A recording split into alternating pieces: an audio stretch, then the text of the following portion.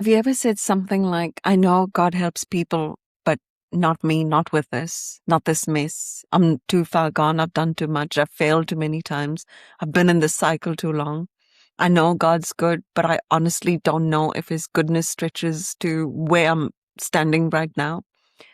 That sentence can sound really humble, but it's one of the most subtle forms of pride there is.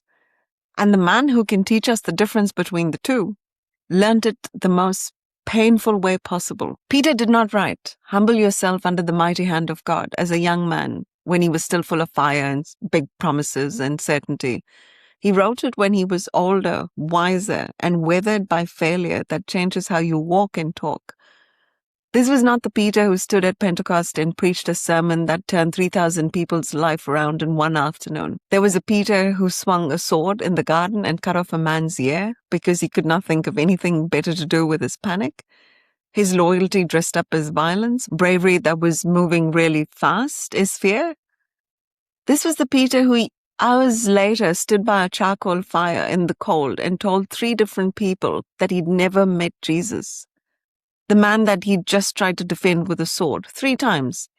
Each denial a little quicker than the last. The way lies tend to get easier the more you tell them. And he wept bitterly.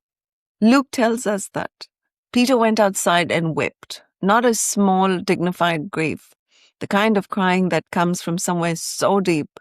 The kind that happens when you finally see yourself clearly for the first time and you don't like what you see.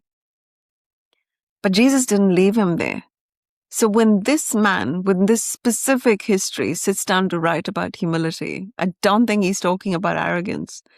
He is not only addressing the people who think that they're better than everyone else, who walk into rooms like they own them, who need to be the loudest and the most important person at every table. Peter's talking about pride that can sometimes look like that, but sometimes looks completely different. Pride can sometimes look like, my sin is too much for God to work with. My past is too damaged to be redeemed. My anxiety is too strong for faith to reach. My situation is too far gone for anything to change now. I know God helps people, not me. At least not this particular version of me or my mess. And that can sound realistic about yourself, being honest about your limitations, appropriately modest about what you deserve. But that's not humility. It's a disguised way of saying that your assessment of your situation is more accurate than God's. It is putting your verdict above his, and it's deciding that you know yourself better and you know what God can and can't do with whatever is left. Peter knows exactly how this sounds because he lived it. He looked Jesus directly in the face and said, even if everyone falls away, I never will. That was the confidence of a man who had not yet discovered what he was actually capable of under pressure. The certainty of someone who had never been tested at the level that he was about to be tested. And then he fell badly, publicly, painfully, in front of people, the other disciples who would remember it for the rest of their life and his. But Jesus knew that he denied him at the coals and by the fire, but he meets him at another fire. So Peter denied him 3 times, and Jesus gave him 3 chances to say the thing out loud that the denial tried to unsay. And then he gave him the thing Peter probably thought he had forfeited permanently, his calling, his purpose, and his job to do anything more than a fisherman.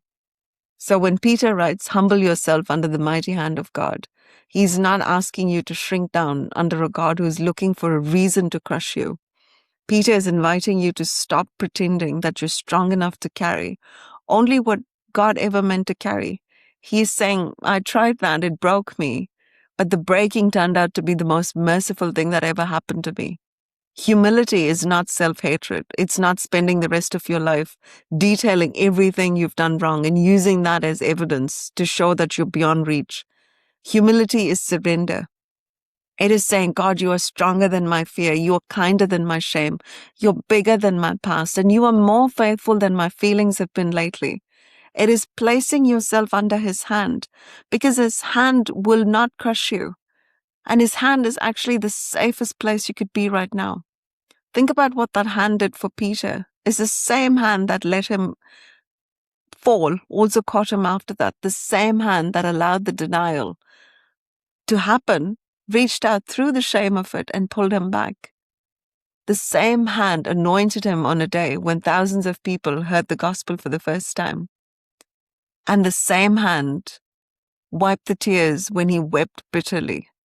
So maybe humility is not about beating yourself up. Maybe it's not about rehearsing the list one more time to carry the weight and for another year to prove that you take it more seriously. Maybe humility is finally saying and admitting that you are not God. Your mess is not God. Your failure is not God. Your past is certainly not God. He is. And under his mighty hand, even the broken get lifted up. Not immediately, not always in the way that we want, but in due time. And his time has never been wrong.